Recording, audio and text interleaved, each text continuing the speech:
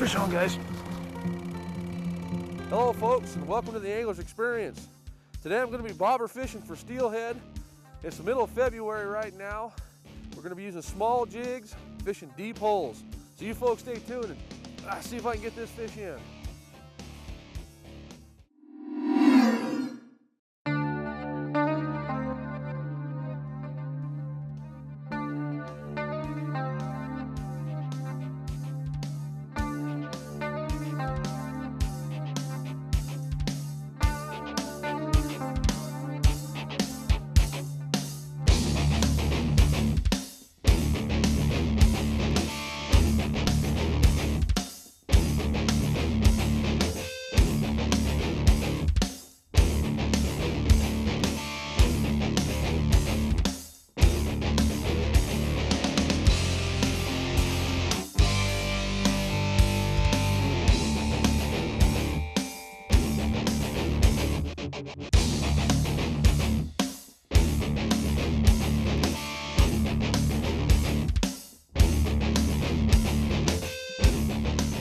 The Angler's Experience is proudly sponsored by Crestliner, leader by innovation.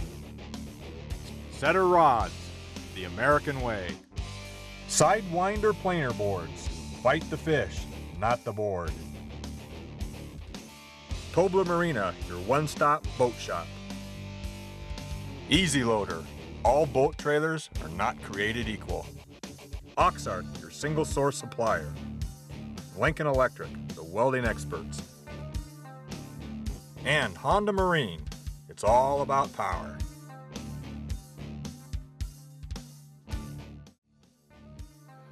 Feels like a pretty good fish. Not this long, it's a big rock right here. Barbless hook.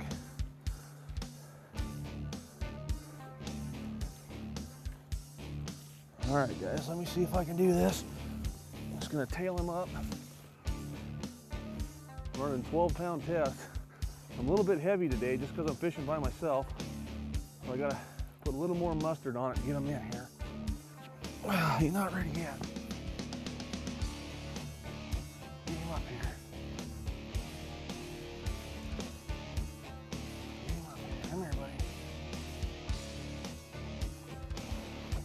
Not a giant fish, but he's a nice one. Okay. Oh, he's got him wrapped. He's got himself wrapped now. See if I can get him here, guys. All right, there we go, folks. Right there.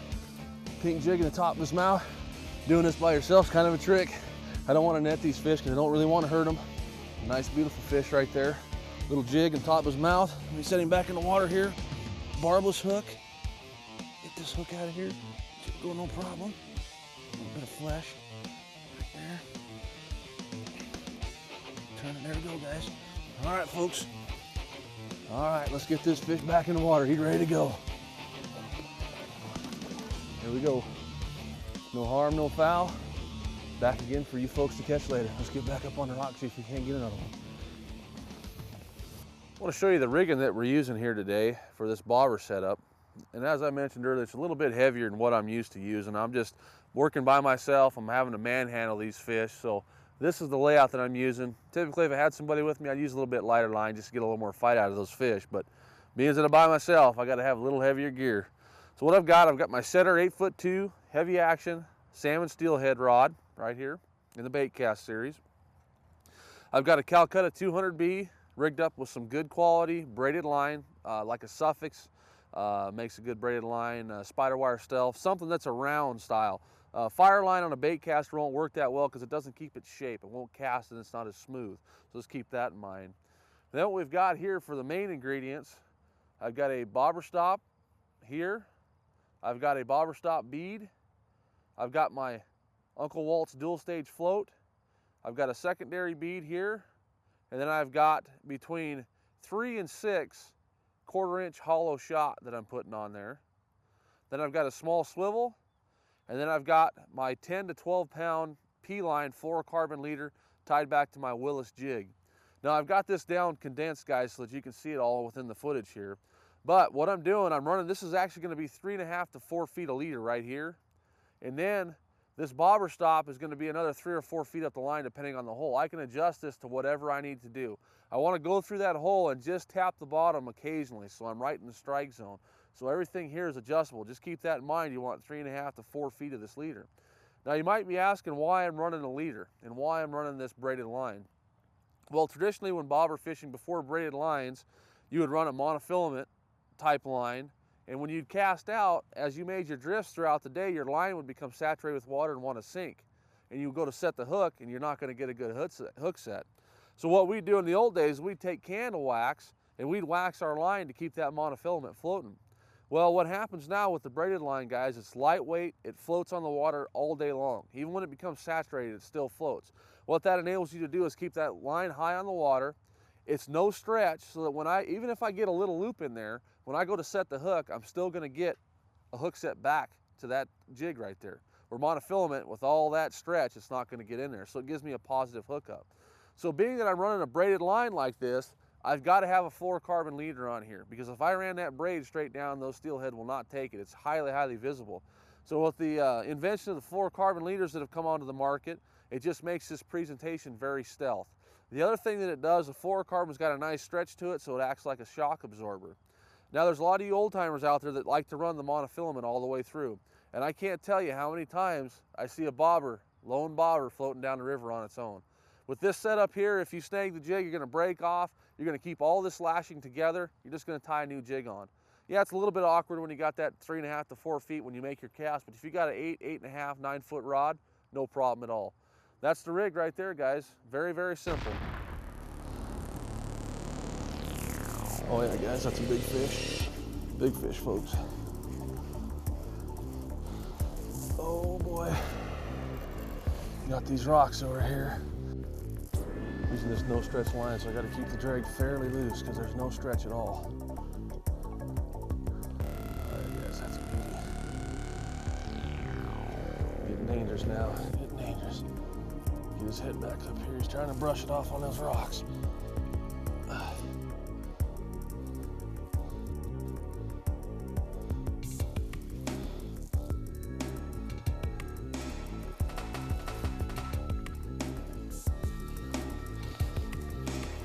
Melt down here and see if we can do this.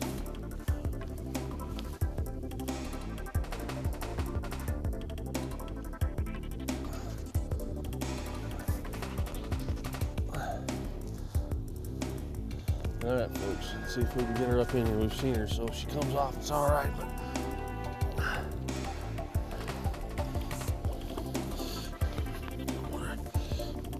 get her up here, get a hold of the tail. There we go, folks, right there. Keep her head down in the water. Look at that, folks, right there. We're gonna do her a favor. See all that fishing line in her mouth? She's broke somebody off. Beautiful, beautiful hen. I'm gonna get my hook out of here. First off, I'm barbless. Just setting her down on this grass here just to get that. There we go. You know that, there's the other hook right there. Alrighty, folks. I don't want to hurt that big girl. She's an absolute beauty. Let's slide her back in here. All right, darling. Thank you. Ready? Here she goes. All right, folks. The little tiny jig. You can see all the material she had on her right here. She had it wrapped around. The hook on this was actually busted off, but she had all this material wrapped around her gills, so we did her a little bit of a favor. Little tiny, tiny jig right there. Drifting these slow, deep holes.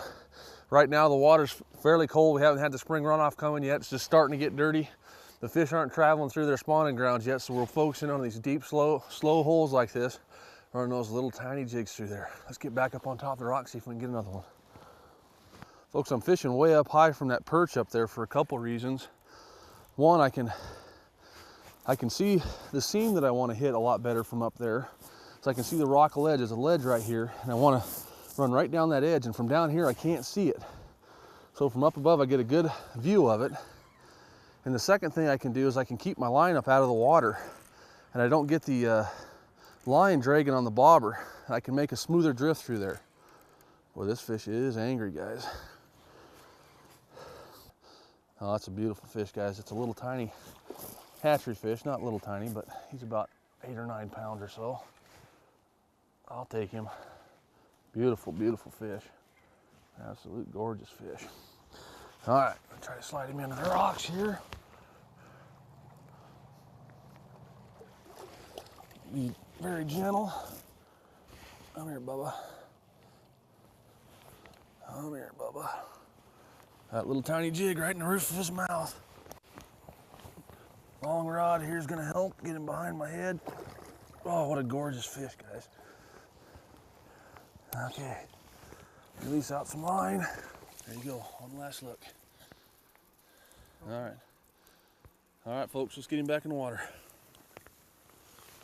Let him revive here for it. There he goes. Whew, gave me a shower. Kicking the pants on that little jig, guys. You can see how tiny that guy is. You're looking at about a 16th ounce jig head with just a little bit of marabou out the back. Real subtle, no big jigs at all right here. Just a little tiny jig. Nice heavy gauge hook. All right, let's get back up on that rock, see if we can get another one. Right there, folks. Ooh, that feels like a pretty big fish. All right, better get down my rock here. Keep my drag loose so I don't bust him off coming down here.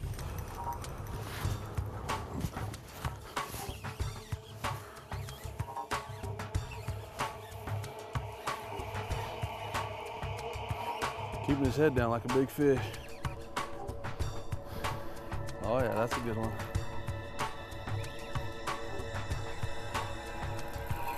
Oh yeah, run baby. Holy smoking, guys. That fish just ran a bunch of line out. A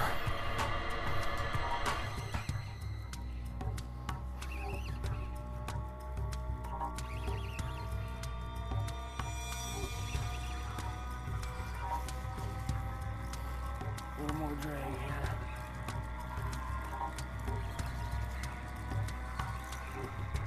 Yeah. Big fish, guys, big fish. Look at that guy run.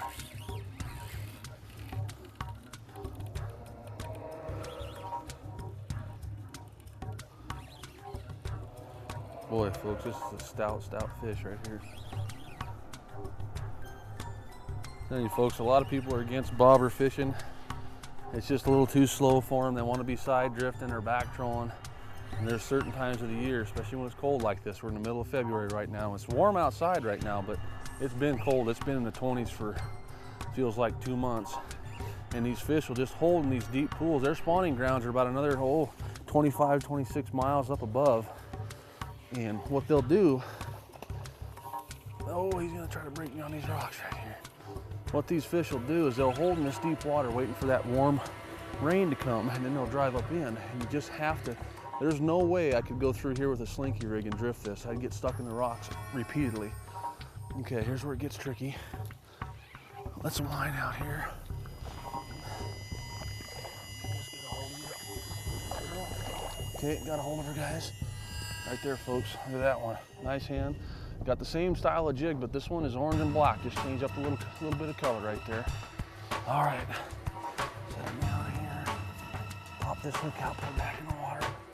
Take this hook out. Okay, guys. Barbless hook is out. One last look. One last look, guys. Right there, folks. No net. She hasn't been netted. Barbless hook. She is ready to rock. Let's get her back in there. Thank you, darling. Yeah. There she goes. Little splash for the lens, little splash for myself. All right, folks, it's getting awesome. We're getting to that nice evening bite. Let's get up there and see if we can't get a couple more.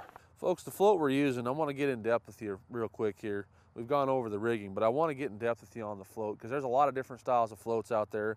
And I'm one of the only guys I see on the river using this style of float. And I've had a few people ask me why this style of float. Typically you see the fill floats or the solid one-piece float. And I'm using a two-stage float. And what I do is I take this little top piece right here and I slide it up as high as I can and I glue it. And what this is doing for me, when I put my weight on here, there's sometimes I'll fish a hole and I don't need that additional weight, those shot going on here. I'll just fish the jig. But it all has to do with water movement.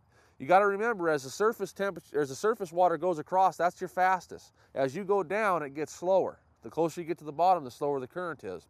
What this does is it tells me how much weight I need. If I go through a hole and the current's going this way and this bobber's leaning like this, that lets me know that I don't have enough weight down below. When I have it set up perfectly going through a hole, this bobber's going straight. I know I've got the right amount of weight. The other thing that it does, a lot of times these steelhead will just tap it. You'll see this little tap or a little lean.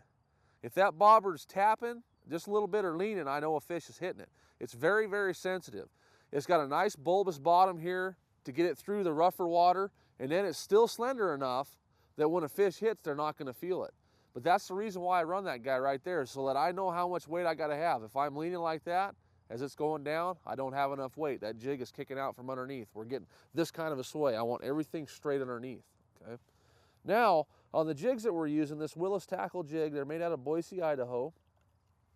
And I want to show you kind of a comparison so you get an idea just exactly how small this little jig is. If you look at, this is kind of a traditional setup for steelhead jigs. You've got a rock dancer, bucktail jig, very, very popular in our area. You've got a marabou version of that right here. You got one of my all-time favorites right here, which is a Lindy fuzzy grub. And then you got this little Willis tackle jig right here. Now you can see the size difference.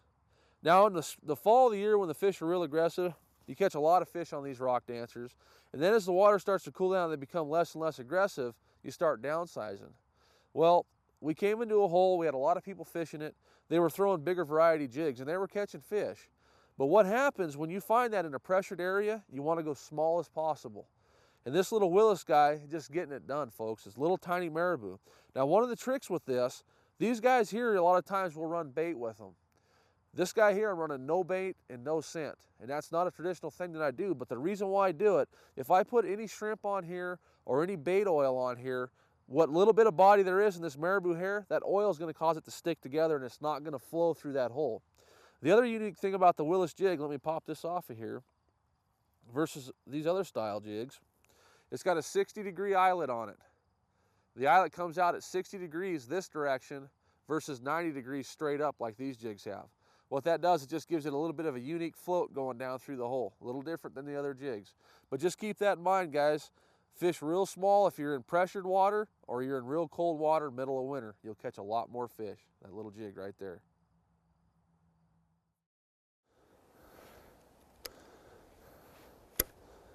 Oh, there he is, guys. Hop down on my rock here.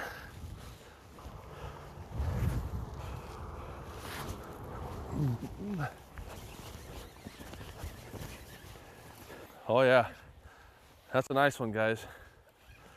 Oh yeah, nice fish. Ooh, head shaking. Oh man, I need a net person here. We'll get it, we'll get her. Tell you what, folks, you just got to be persistent doing this float fishing. We have not moved. We got into this spot. There were actually some people in this spot earlier. We didn't start fishing here till about 1 o'clock in the afternoon. And there were some guys fishing above us, or fishing in this spot, and we fished above and below. And they were just in here. They caught, I don't know, 7 fish in here in the morning bite. And when they left, we pulled in, and here we go. We've been fishing here ever since, about the last, oh, it's about 4:30 or so right now, and we've picked up quite a few fish in here.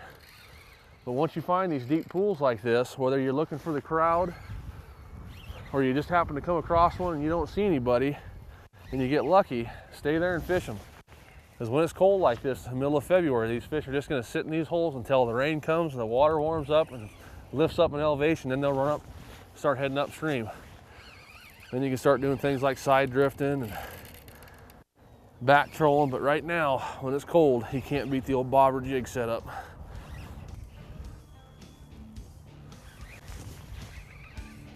Oh man, this fish is wearing my arm out.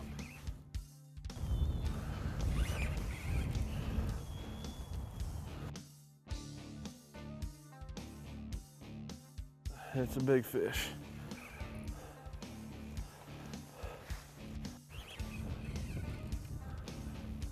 Oh yeah. I got the drag cinched about as tight as I want to go here, folks.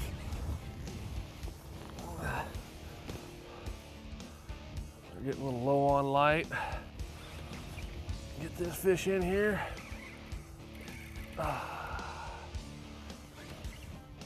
That's a big one, guys. Beautiful fish.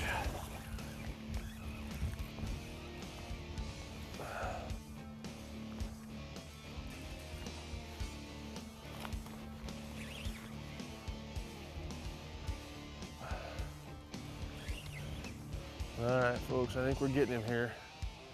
Yeah.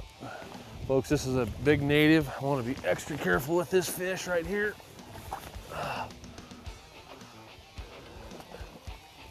Big native fish.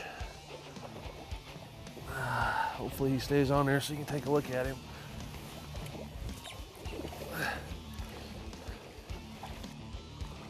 There we go, guys. Got that little orange jig in its mouth right there. Absolute beauty, guys. Big native fish. I don't want to hurt this fish. Let me take and get this hook out. Right here. Marvelous hook. Hook is out. One more shot, folks. Tell you what, I hope you enjoyed the show on bobber fishing, guys. We're gonna put this fish back. I look forward to seeing you out on the river. Let's get this beauty back in there. Let's go.